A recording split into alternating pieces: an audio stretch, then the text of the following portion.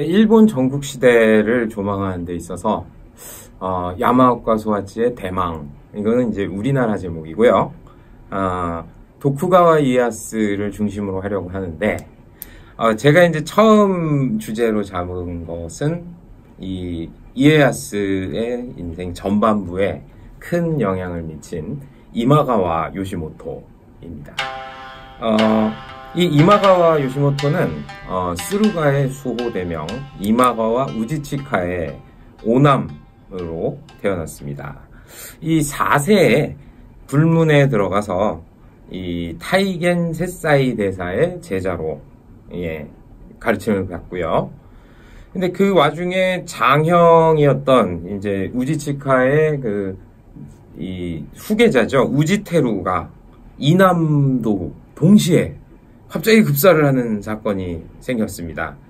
그렇게 되면서 이제 그 위에 이 서형, 그러니까 서자였던 이제 그 형하고 이 가독을 이제 다투는 그런 싸움이 생기는데, 이제 그 우지치카, 아버지 우지치카의 어떤 정실 부인이었던 그 생모 주케이니가 굉장히 영향이 컸던 모양입니다.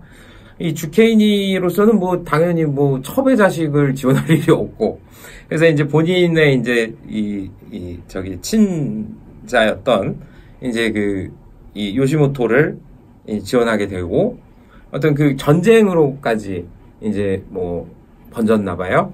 이제 그 하나쿠라의 난이라는 이 전쟁에서 이겨서 이제 요시모토가 이제 가독을 상속하게 됩니다. 이제 우리가 이제 이름에서 알 수 있는 것처럼 아버지는 우지치카고요. 이게 장형은 우지테루고, 또 이제 나중에 이제 이 요시모토의 아들은 우지자네입니다. 그러니까 이쪽은 이제 상속자한테 우지자를 이렇게 붙이는 이마가와가는 그런 게 있었나 봐요. 요시모토는 원래는 이제 정식의 그런 상속자가 아니었던 그런 상황이었던 거죠. 아까 말씀드린 4세 불문에 들어가서 이제 요시모토를 가르쳤던 그 사람은 이제 크기의 재상이라고 불리우기도 해요.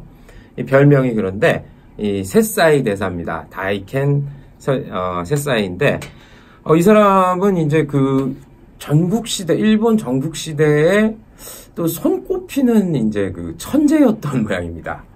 그래서 이런 어떤 승려의 그런 어떤 신분으로서 어떤 제자였던 요시모토를 지원해서 섭정으로서 그 당시 이제 동해 지방의 도카이 지방이라고 하는데요. 지금으로 보면 이제 나고야 그쪽 지역입니다. 그리고 이제 스루가 같은 경우에는 나고야보다 더 동쪽에 있는 시즈오카현, 이제 지금 이제 순부시 쪽이라고 해요. 이 세사이 대사가 이제 큰 역할을 합니다. 요시모토의 정치에 있어서는 이 세사이 대사와 어머니였던 여걸이었나 봐요. 주케인이 이제 이 두 사람이 이제 세사이 대사는 이제 외정에, 전쟁이나 어떤 외교에, 주케인이는 이제 내정이나 이제 그런 집안 문제 이런 데 이제 큰 영향을 줬던 것 같습니다. 이제 이 이마카와가 같은 경우에는 이제 아버지 때에 이제 어떤 뭐 옆에 도도미 지방, 이게 원강이라고 하는 그보다는 서쪽에 위치한 그런 땅인데, 거기까지 이제 합병을 했었답니다. 근데 이 우지치카 때 만든 이 카나 목록이라는 분국법이 있습니다. 그러니까 이건 굉장히 어떤 큰 영향을, 그러니까 어떤 의미를 갖는 그런 거라고 봐야겠죠. 어떤 당시 아시카가 막부 체제에 있어서의 그런 일단 일본 전국에 통용되는 그런 법이 아니라, 그런 어떤 자기 영지 안에서의 그런 어떤 분국법이 따로 있었던 거죠. 우지치카가 33개조를 만드는데, 거기에 이제 세사이 대사와 어떤 어머니는 주키에이니의 그런 어떤 의향이 들어가서 21개조가 추가가 됩니다. 그러면서 이제 이마가와가는 어떤 중세의 어떤 막부 아래 수호 밑에 또 이제 여러 영주가 있는 이런 체제의 그 중에서도 이제 수호대명에 속했는데, 이런 어떤 가나 목록을 일단 완성을 하면서 그들은 이제 전국 대명으로 이제 이마가와가는 변신을 하게 된다. 굉장히 중요한 그런 의미를 갖는다. 그런 얘기가 있습니다. 이 가나 목록의 내용은 어떤 가신들의 영지상속법에서부터 어떤 밑에 그 평민들의 사회보장제도까지 어떤 존재했다고 합니다. 세사이 대사 같은 경우에는 그 당시 이마카와가의 북쪽에 가이 지방에는 이제 그쪽 그 수호 가문이죠. 이것도 명문가 타케다가가 있었고, 그다음에 동쪽에 이제 이 사가미 지방, 거기 이제 지금 이제 오다와라 쪽인데, 오다와라 성에 이제 운거하고 있던 큰 세력이었던 후호조라고 하는데, 옛날에 있던 호조가랑 또 다른 어떤 호조가라서 후호조라고 불립니다. 그래서 호조가 이렇게 그 맞대고 있었기 때문에 굉장히 또 셋이 사실 또 치열하게 싸웠었다고 그래요. 이제 삼국동맹을 맺게 됩니다. 다케다, 이마가와 호조의 삼국동맹을 맺게 되는데, 이제 그 외교의 그런 책임자로서도 이제 그 세사이 대사가 영향을 어떤 굉장히 끼치고 실무자로서 일을 했다고 해요.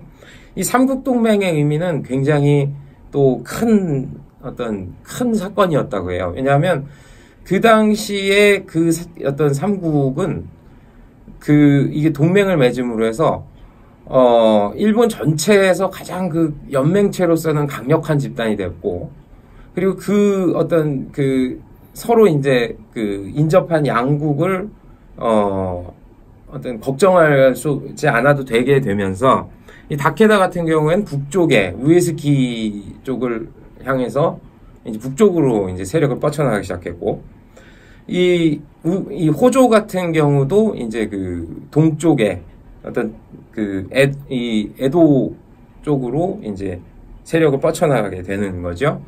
그리고 이제 이 이마가와가 같은 경우에는 서쪽으로 이렇게 진출하게 됩니다.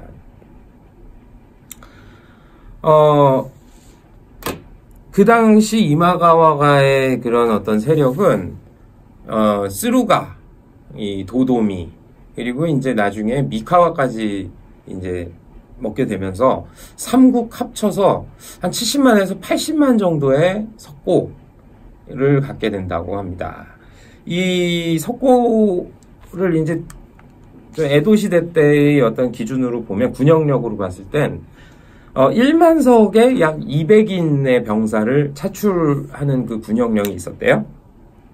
그러면 70만 정도 되는 거면 14,000명, 15,000명까지는 이제 쉽게 동원할 수 있는 그런 어떤 큰 세력이 된 거죠.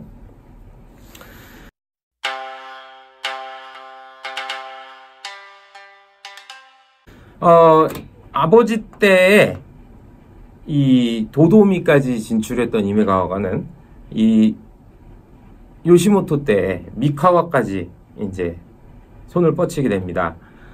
그 당시 이제 미카와의 그 가장 큰 세력은 마츠다이라가였습니다. 이 마츠다이라가는 어떤 나중에 도쿠가와 이에야스의 원래 성인 마츠다이라 그 집안이 맞죠. 그 당시 이제 이에야스, 그 당시 이제 어린 다케치요의 아버지는 그 이에야스의 할아버지였던 기요야스가 굉장히 영웅이었던 것 같아요. 근데 25살 때 돌연 그 부하의 배신으로 암살을 당해요. 그러고 나서 이제 오카자키 성을 잃었었는데, 이 이에야스의 아버지가 히로타다라는 이름이에요.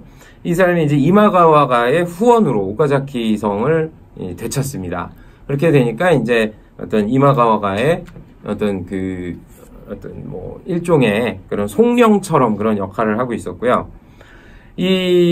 나중에 뭐 오다 노부나가나 뭐 이 히데요시도 마찬가지고요. 그 어떤 힘을 갖게 되면 그 밑에 그런 영주들에게 자식이나 이제 그 부인 뭐 그렇게 인지를 받습니다. 그러니까 인지를 받는다는 것은 꼭 그런 적대 세력이라서가 아니라, 그건 어떤 일종의 그 시절에 그런 어떤 통용되는 외교적인 그런 어떤 이 상위 그런 세력과 하위 세력 간에 그런 어떤 안전 보장이 되는 그 혼인과 함께 가장 흔했던 그런 뭐 외교였어요. 그러니까 3세 때 이에야스의 어머니가 이제 어떤 그 외교적인 그런 상황 때문에 그 이에야스를 두고 다시 친정으로 돌아가게 돼요. 이혼을 하게 되는 거죠. 그리고 5세 때 되면은 이제 히로타다는 이 어린 다케치요를 이마가와의 인질로 보내려고 합니다. 근데 인질로 보내려고 하는데 이제 거리가 보니까 애는 어리고 걸어가기도 그렇고 그 가마를 태우자니 오래 걸릴 것 같고 그래서 배를 이제 좀 준비하려고 했나 봐요. 배를 가지고 있었던 그 당시 이제 지역 호족이 이제 도다라는 사람이 있었던 모양입니다. 그래서 이 도다한테 저기 배를 좀 태워서 저 순푸까지 얘 좀 데려다줘 뭐 이렇게 의뢰를 했나 봐요. 그래서 그래 뭐 돈만 주면 가지 뭐 이렇게 가려고 하는데 가만히 생각해 보니까 이게 얘가 좀 돈이 될 것 같더라는 거죠. 오다 쪽에 이제 가장 큰 세력이었던 사람이 오다 노부히데인데 오다 노부히데에게 다케치요를 당시 명나라 영락전 천관에 넘겼다고 합니다. 참 그런 또 생각을 할 수가 있어요. 그 당시에 이제 일본에서는 금하고 똑같은 그런 같이 어떤 뭐 일상적인 통화로 이 명나라 영락전이 통했다고 해요. 그래서 천관에 이제 팔려 나간 거죠. 이제 다케치요는. 그래서 이제 어린 시절에 그 오다가에서 이제 포로 생활을 하는데 이제 오다가의 그 당시에 이제 이 적자였던 사람이 오다 노부나가였습니다.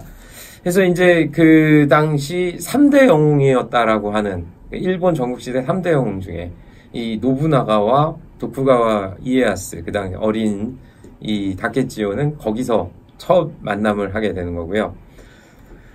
이마가와가에서는 이제 어떤 군사적인 캠페인을 벌리는데 그때 이제 세사이 대사가 직접 군사를 이끌고 오다가의 영지였던 미카와 안조성 전투를 벌입니다. 그때 이제 안조성을 지키고 있었던 거는 어떤 오다 노부히데의 서장자, 그러니까 오다 노부나가랑은 어떤 배다른 형제죠.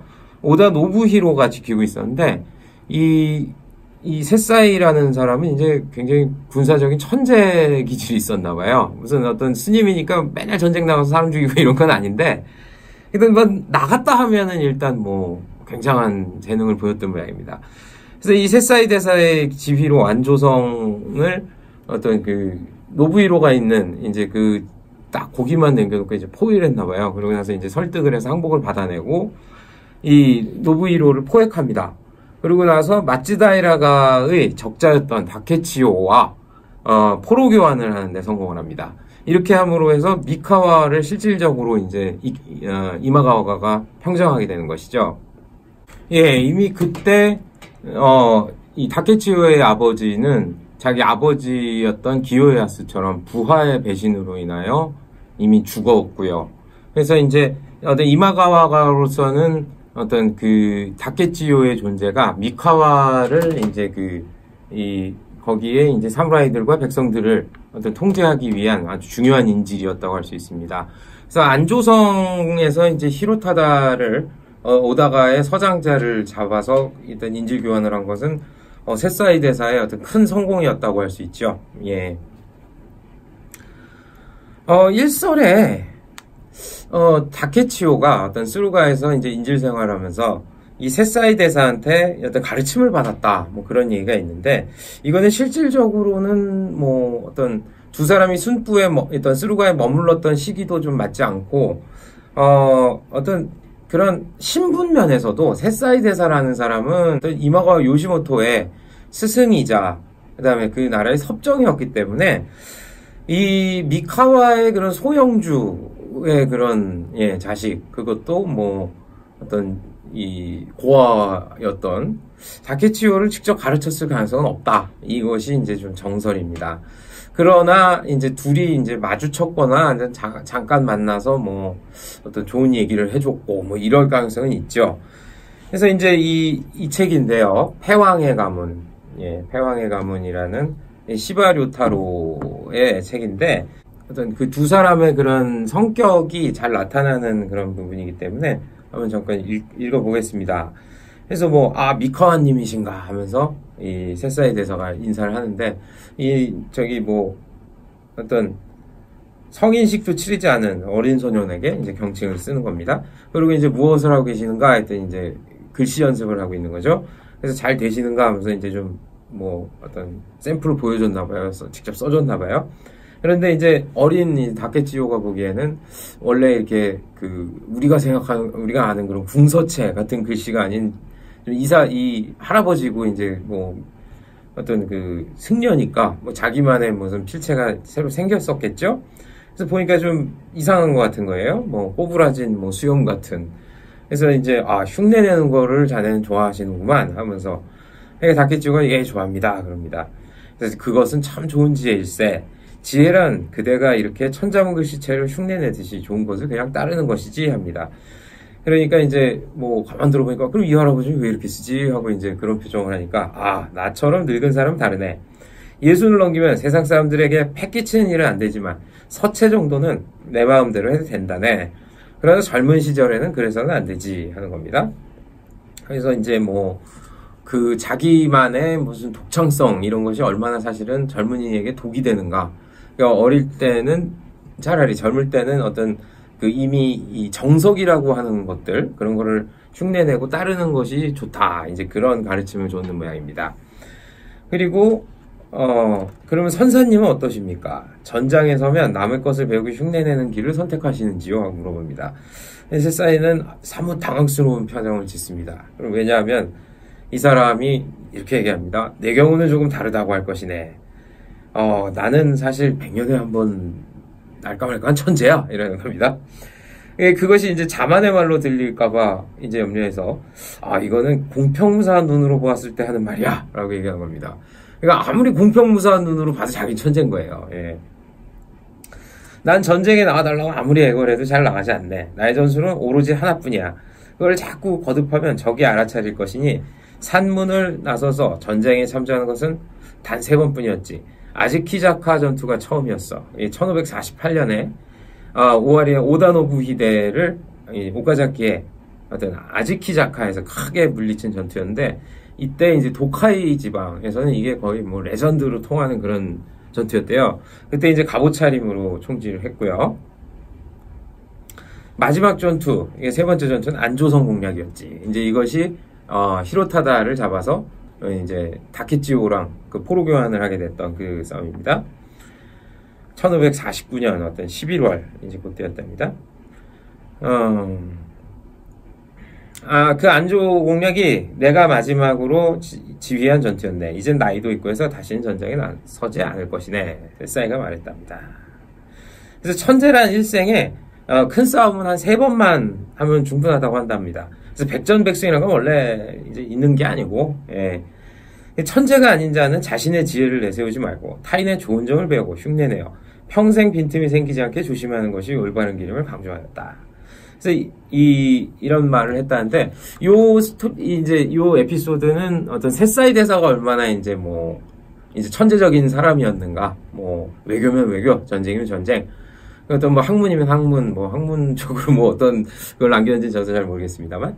그래서 그런 사람이었던 대비에, 이 시바리오타로가 얘기하고 싶었던 이 도쿠가와 이에야스의 천성도 얘기하는 거예요. 그게 뭐였냐면, 이 사람은 좀 굉장히 오다 노부나가나, 어떤 오다 노부나가를 이었던 도요토미 히데요시나, 이런 사람들처럼 천재가 아니었답니다. 굉장히 견실한 사람이었고, 노력가였다. 이마가와가의 전성기를 이제 고찰을 해보면 어떤 리더십으로 시작해서 그리고 리더십으로 끝나는 그런 것을 생각하게 돼요. 그러니까 지금 예를 들어서 현대로 생각을 하자면 어떤 이제 큰 대기업 아래에 이제 많은 그런 경쟁 회사들이 있었고, 근데 대기업이 이제 그런 어떤 위기를 겪게 되면서 이제 각자 도생하는 그런 과정이 생기는데, 그래도 이제 제법 유력한 그런 이제 하청기업, 2차 기업이었던 거죠, 이마가와가는. 근데 이 가장 이제 가까이 있으면서 가장 라이벌인 관계였던 다케다가 그리고 어떤 그 호조가 이 세 개의 가문 사이에 자기들끼리 이제 그 결혼 혼인 관계를 맺으면서 이제 동맹을 맺고 그래서 이제 그 다케다가는 이제 북쪽으로 더 이제 진력을 하게 되는 거고 호조가는 이제 동쪽으로 더 이게 노력을 합니다. 그러면서 이제 그 이마가와가는 이제 서쪽으로 각자 이제 그 바다는 이제 남쪽에 있으니까 이 세 방면으로 이제 그 진출을 이제 하게 되는 거죠. 뭐 그런 과정에서 보면은 뭐 처음에 이마가와 요시모토 같은 경우에는 다케다가의 그런 딸을 정실로 맞았어요. 그러니까 이제 그런 인척 관계에 있었는데 그 정실 부인이 이제 먼저 요절을 한 거죠. 그렇게 되니까 어떻게 하냐면 이 요시모토의 딸을 이제 다케다 신겐의 아들한테 이제 시집을 보낸 겁니다. 그럼 두 사람 관계는 어떻게 됩니까? 예, 고종사촌이죠. 예, 고모의 딸하고 이제 결혼하게 된 거예요. 다케다 가문의 장자는. 근데 그런 식으로까지 뭐 물론 이제 뭐 일본은 지금도 뭐 사촌끼리 결혼하는 게 뭐 위법은 아니라고 들었긴 했습니다만, 근데 그렇게까지 하면서 이 혼인 동맹을 유지하려고 했던 겁니다. 그리고 이제 동쪽과 북쪽이 이제 안정이 되니까 이제 서쪽으로 이제 진출할 수가 있었던 거고, 이 큰 그림을 그린 것이 어떤 이 이마카와라는 어떤 기업의 그런 이제 이 CEO였던 사이 대사의 이제 큰 그림이었던 겁니다. 이제 그런 과정에서 이제 뭐 이 도쿠가와 이에야스의 이제 옛 이름이 마츠다이라 같은 이제 중소영주들을 다 이제 흡수하고 이제 지배하기 시작을 하는 거고요. 이제 세사이 대사가 이제 죽고 이제 이제 큰 리더십이 지금 사라진 상태에서 어떤 이마가와는 이제 오와리 침공을 개시하게 되는데, 이 오와리 침공의 그 시기가 어떤 오다가로서는 굉장히 아픈 때였습니다. 왜 그러냐면 어떤 이미 40이 넘고 자식한테 이제 승계까지 이제 거의 완료한 이제 이마가와에 비해서 이 오다가 같은 경우에는 이제 그 당시에 이제 이 오너였던 이 노부히데가 죽은 지 얼마 안 됐어요. 그런 상태에서 자식들끼리 이제 또 내분이 일어났고, 뭐 이제 흔히들 뭐 이제 형제 왕자의 난이라고 하죠. 이런 경우에 뭐 우리도 뭐 현대가나 뭐 이런 그런 경험이 있었습니다만, 그래서 이제 오다 노부나가가 이제 그 장자였는데 그 동생의 반란을 진압하고 뭐 그 주변에 이제 다른 어떤 적들도 막 덤비고 하는 사이에서 굉장히 이 힘이 빠져 있는 상태였습니다. 그래서 이제 아버지 노부히데 때보다 이제 전력이 약한 상태에서 이제 숨만 겨우 헥헥 쉬고 있는 그런 상태인데, 이 타이밍상으로는 그러니까 요시모토에게 잘못이 없다고 보는 게 맞죠. 왜냐하면 자기네는 이제 세계국을 이미 안정을 시켰고, 뭐 어떤 아들에게 이제 승계도 이제 완료가 된 상태였으니까요. 그래서 이제 세사이 대사가 이제 죽었으니까 본인이 직접 이 대군을 일으킵니다. 이 대군이라고 하는 것이 이제 뭐 일설에는 4만 명, 뭐 5만 명까지도 얘기를 합니다만, 이 가장 좀 어느 정도 그래도 이제 좀 타당하다 보는 선이 2만 명에서 2만 5천 명이라고 합니다. 저희가 이제 보는 뭐 대망, 그러니까 도쿠가와 이에야스도 그렇고 여러 가지 어떤 전국 시대를 배경으로 하는 그런 창작물에서 보면은 또 이게 뭐 나중에 어떤 에도 시대의 그런 서적에서 이제 그런 증언 같은 데서 책들에서 이제 나온 얘기긴 한데, 이때 당시에 이마가와 요시모토가 이미 이제 쇼군가가 이제 힘을 잃었고 이제 천황을 받들기 위해서, 본인이 이제 천황을 받들기 위해서 이제 서쪽으로 이제 상락이라고 하는데, 얘들은 일본 애들은 이제 그런 우리는 뭐 상경 뭐 이 정도 얘기하잖아요. 근데 상락이라고 하더라고요. 상락을 결심했다. 그러니까 25,000의 군사로 이제 교토까지 가겠다. 이런 계획을 했다고 하는데, 그거는 뭐 그 당시 어디 사료에도 없는 얘기라고 합니다. 그래서 일단은 가장 그냥 보수적으로 바라보면, 일단 오다가가 오와리에서, 지금 뭐 내분으로 인해서, 형제 간의 그런 어떤 가독, 이제 다툼으로 인해서 힘이 없을 때, 이제 오래된 숙적인 이제 오와리를 이제 침범한 것이다. 그래서 어떤 세력을 확장하는 것이다. 이제 뭐 동쪽이나 북쪽은 이제 동맹이니까. 근데 그렇게 보는 그런 견해가 가장, 예, 어떤 타당하지 않은가. 보수적으로 봤을 때, 예, 그렇게 봅니다. 그래서 일단은 그 선봉을, 이 마츠다이라가의 이제 막 장성한 이제 그 다케치요. 그 당시에는 이제 이 요시모토의 모토자를 이제 이 성을, 이름을 이제 한자를 줘서 모도야스라고 했었어요. 그래서 이제 그 훗날의 도쿠가와 이에야스죠. 도쿠가와 이에야스가 선봉에 서서, 예, 이 오와리로 이제 침공을 하고, 그게 첫 출전이라고 하는데, 그래도 굉장히 이제 어떤 가신들의 분전과 뭐 이런 노력으로, 이제 모토야스는 그래도 이제 잘 해나가고 있었던 모양입니다. 그 당시에 이제 오다가가 이제 동원할 수 있었던 병력이라고 하는 것은, 4,000에서 5,000 정도로 그렇게 보고 있다고 합니다. 그리고 이제 이쪽은 25,000이니까 5배죠. 5배 전력으로 이제 이 공격을 들어가는 건 굉장히 타당한 그런 전략이라고 봐야겠죠.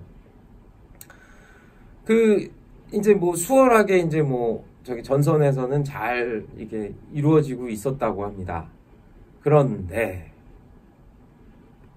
훗날 오케아자마의 전투라고 하는 그런 일본 역사를 크게 좌우하는 사건이 일어납니다. 우리는 이 사건에 대해서 살펴봐야 합니다.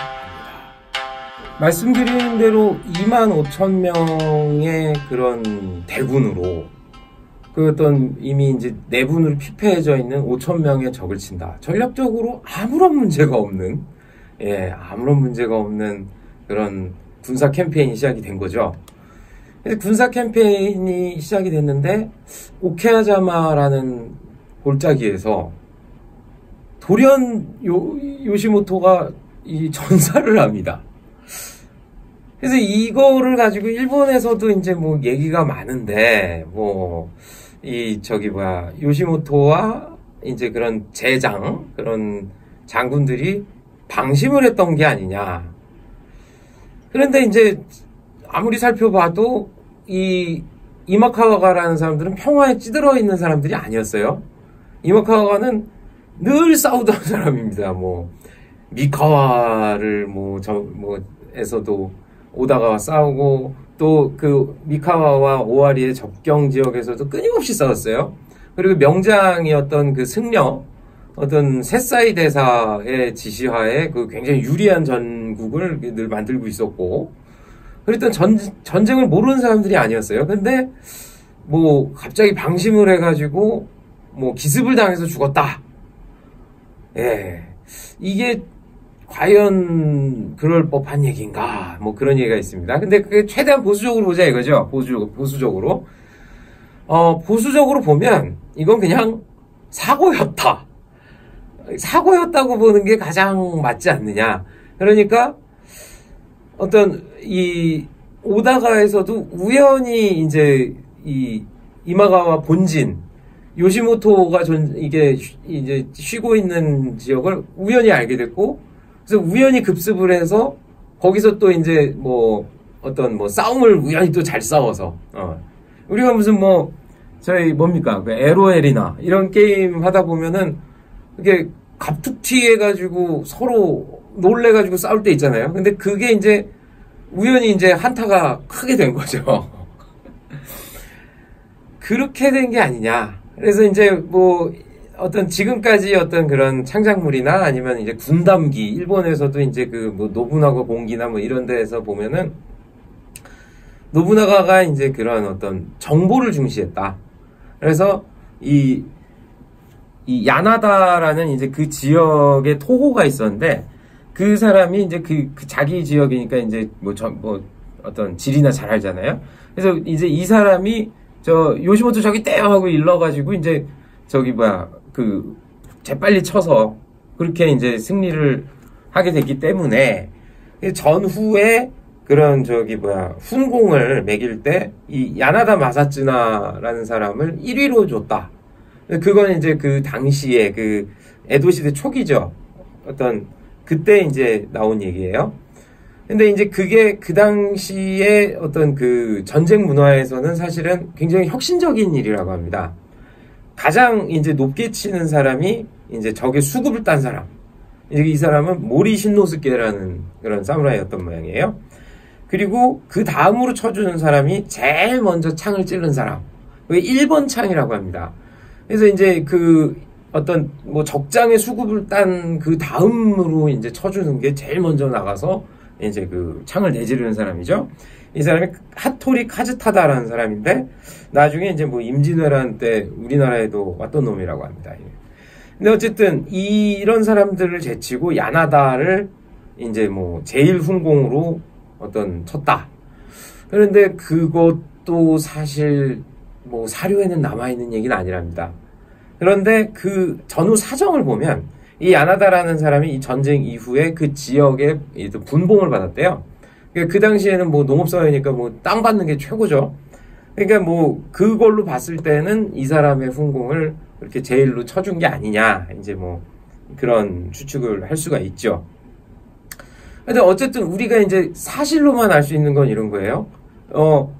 어떤 굉장히 합리적인 전략적 그 선택을 이마가와가에서 했고, 그리고 여기서는 어떻게 보면 5배 정도 차이가 나면은 안 싸우고 항복하는 게 맞는데, 오다 노부나가는 5,000명의 전병력을 들여서 25,000명에 대해서 맞서 싸우는 중에 2,000명의 결사대를 지휘를 해서 적의 그 어떤 본진을 위치를 이제 알게 됐고, 거기를 급습해서 이 요시모토의 수급을 취한 겁니다.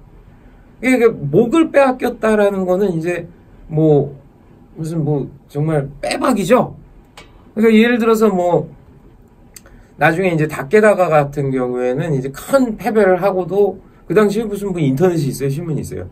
그러니까 지구소 우리가 이겼어 이러면서 이렇게 돌아와가지고 이제 민심을 달래느라고 그냥 왔어, 이겼는데 이런 정도로 했는데, 그 당시에 그냥 목을 뺏겼으니까 그게 정말 수치스러운 거죠.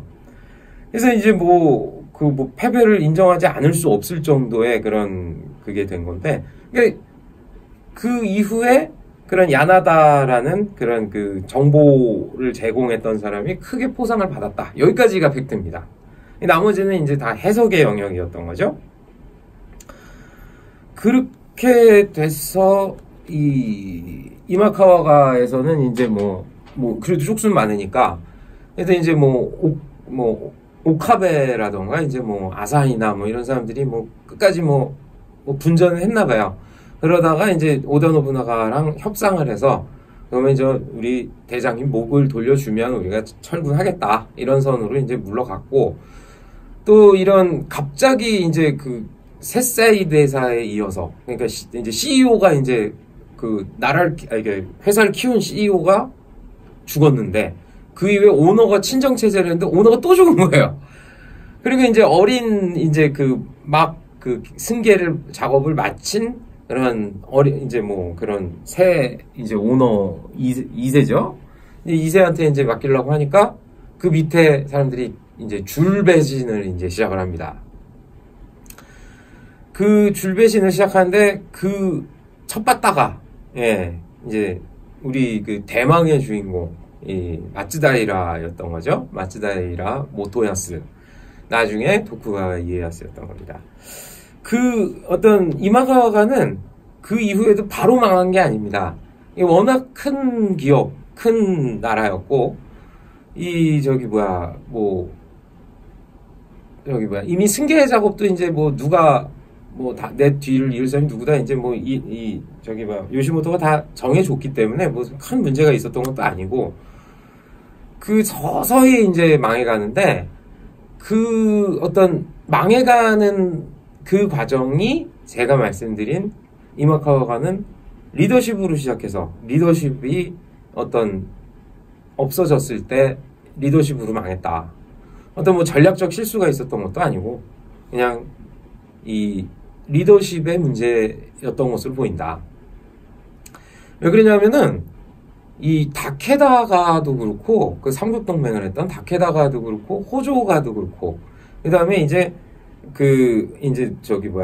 뭐 요시모토의 죽음과 함께 이제 새로 독립한 그런 그 마츠다이라가 나중에 도쿠가와가죠. 거기도 그렇고 워낙 걸출합니다.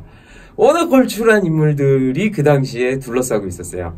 근데 우지자네는 아버지만큼의 그런 그런 빼어난 인물이 아니었습니다.